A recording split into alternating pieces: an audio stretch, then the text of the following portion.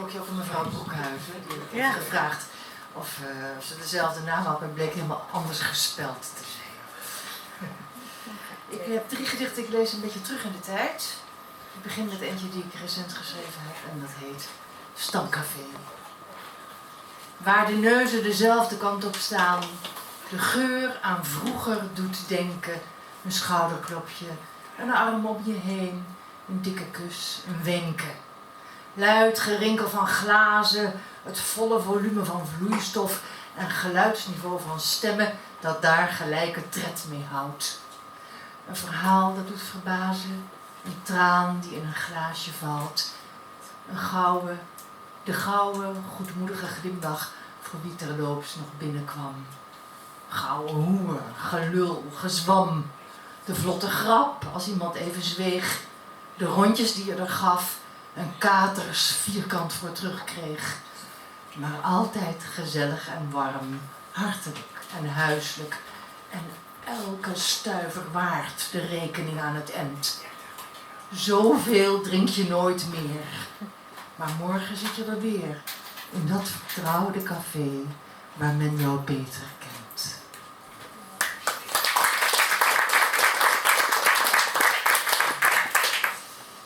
Het tweede gedicht heet Equilibrium. We hadden hier ooit een thema over evenwicht volgens mij. Toen schreef ik dit in april 2025. Equilibrium. Linkervoet, rechtervoet. Een beetje hangen, een beetje doen, een beetje schreeuwen. Een beetje huilen, een beetje lachen, een beetje rusten. Warmte, koelte, uit de band springen. Een paar stappen vooruit, een stapje terug. Het midden vinden. Wat wordt er in de waagschaal gelegd? Door wie? Wat weegt iets? Wat leg je erin? Wat haal je eruit? Wat geeft de doorslag? Wat geeft balans? Goede nachtrust, goed advies, een goede overdenking. Evenveel denken als doen, evenveel voelen als denken. Muziek, kunst en vrienden, dat vooral. Zoeken, wegen en overwegen en herwegen, ook dat.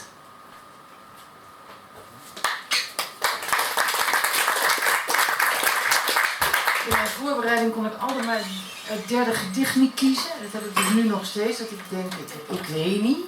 Maar ik doe er maar welke hier gewoon als derde ligt. En dat schreef ik precies vorig jaar oktober.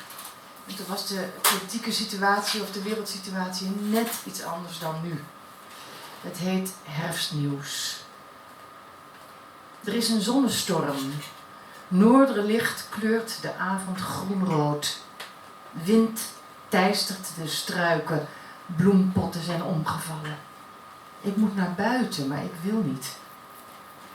Een orkaan verwoest het zuiden van de VS. Hulp blijft uit. Rusland executeert standrechtelijk Oekraïense soldaten. Israël gooit bommen op families in Beirut en beschiet troepen van de VN. Een golf van geweld en humanitaire rampen neemt bezit van onze aardbol.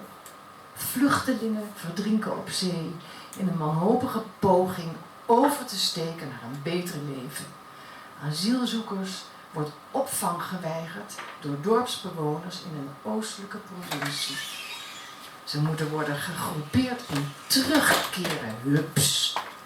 Hoe ver zijn we van de kampen? Vreemdelingenhaat tornt aan onze grondwet en regeert ons land. Een vloed van machteloosheid overstormt mijn gemoed. Ik ga de bloempotten in veiligheid brengen.